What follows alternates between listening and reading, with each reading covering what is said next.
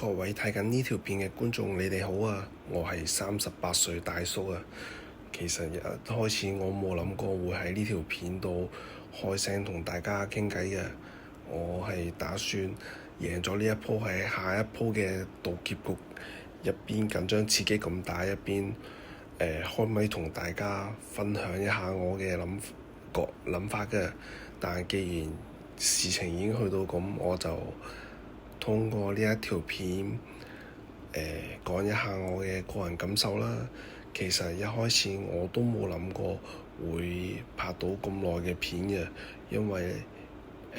雖然每一條片我都好用心去剪同埋去構思點樣去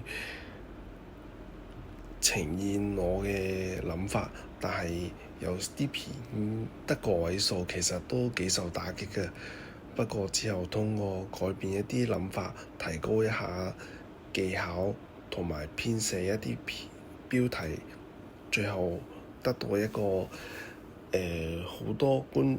看數嘅反饋，其實呢種感覺都幾令人上癮嘅，所以我諗我都會繼續去拍片。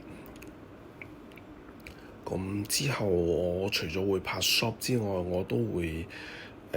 嘗試拍一啲長片啦，一邊打機一邊分享一下我嘅諗法啊，同埋對呢個世界嘅感覺同埋一啲看法嘅。咁如果你能夠認同我嘅諗法嘅話，希望你能夠訂閱一下我能夠通過觀眾數睇下會有幾多個人能夠認同我，同我一齊走落去啦。多謝。